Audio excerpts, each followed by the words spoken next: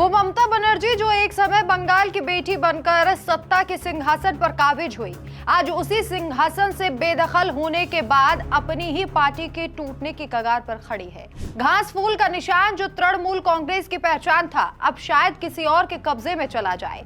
महाराष्ट्र की शिवसेना वाली कहानी बंगाल में दोहराई जा रही है और इस बार मुख्य किरदार खुद ममता और उनका भतीजा अभिषेक बनर्जी है।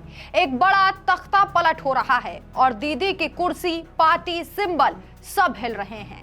पश्चिम बंगाल विधानसभा चुनाव में करारी हार के बाद टीएमसी में विद्रोह की आग भड़क उठी है। 80 विधायकों में से 50 से ज्यादा ने होटल गेटवे में जाकर बागी नेताओं ऋतव्रत बनर्जी और संदीपान साहा से मुलाकात की। गौरतलब है कि इन्हीं दोनों विधायकों को ममता बनर्जी ने पार्टी से निकाल दिया था। अब वही बागी विधायक 50 से ज्यादा विधायकों के समर्थन के साथ असली टीएमसी का दावा करने की तैयारी में है। चुनाव आयोग के सामने घास फूल सिंबल पर दावा ठोकने की अटकलें तेज हो गई हैं। ममता शासन में सिंडिकेट राज, कटमनी, भ्रष्टाचार और परिवारवाद चरम पर पहुंच गया। जमीनी स्तर से कट चुकी पार्टी अब अपने ही नेताओं के गुस्से का शिकार हो रही है। अभिषेक बनर्जी पर खुलकर आरोप लग रहे हैं। घमंड, सीनियर नेताओं को किनारे करना, आईपैक जैसे प्रोफेशनल्स के जरिए पार्टी को अपनी जागीर बनाना। सोनारपुर में अभिषेक पर अंडे और जूते फेंके गए, चोर चोर के नारे लगे, कल्याण बनर्जी जैसे नेता चोटिल हुए। ये गुस्सा अब पार्टी के अंदरूनी विद्रोह में बदल चुका है। रविवार को ममता बनर्जी और अभिषेक की बैठक बुलाई गई। इस बैठक में महज 20 विधायक पहुंचे।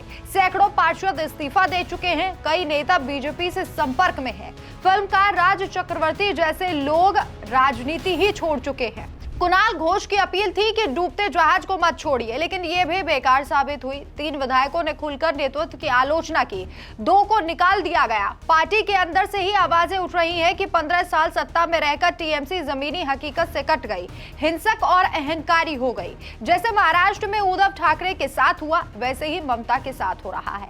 अगर 40 से 45 विधायक और 15 से 18 सांसद अलग होकर चुनाव आयोग जाते हैं तो ममता का टीएमसी सिर्फ नाम का रह जाएगा, सिंबल चला जाएगा, संगठन बिखर जाएगा। अब ममता इंडिया गठबंधन को मजबूत करने की कोशिश कर रही हैं, लेकिन जब आप अपना ही घर जलता हुआ देख रही हो तो पड़ोसियों की मदद कैसे ही कर पाएंगे। ममता बनर्जी जो कभी जमीनी संघर्ष की मिसाल थी, आज प्रशासन और संगठन दोनों पर नियंत्रण खो चुकी है। उनका घमंड और परिवारवाद ही उनकी सबसे बड़े दुश्मन साबित हो रहे हैं। बंगाल की जनता ने 2026 में साफ संदेश दिया कि अब बदलाव का वक्त है। टीएमसी बिना ममता के या ममता बिना टीएमसी के, दोनों ही सूरत में दीदी अकेली पड़ने वाली है। न पार्टी बचेगी, न राज्य में दबदबा। बंगाल अब महाराष्ट्र की राह पर है, जहां विद्रोह सत्ता बदल देता है। ममता की तानाशाही का अंत निकट है। बागियों की आवाज तेज हो रही है और गुस्सा फूट रहा है। ये पार्टी का संकट नहीं, ममता बनर्जी के पूरे राजनीतिक करियर का अंतिम अध्याय साबित हो सकता है। आपकी क्या राय है? कमेंट करके जरूर बताएं। नमस्कार।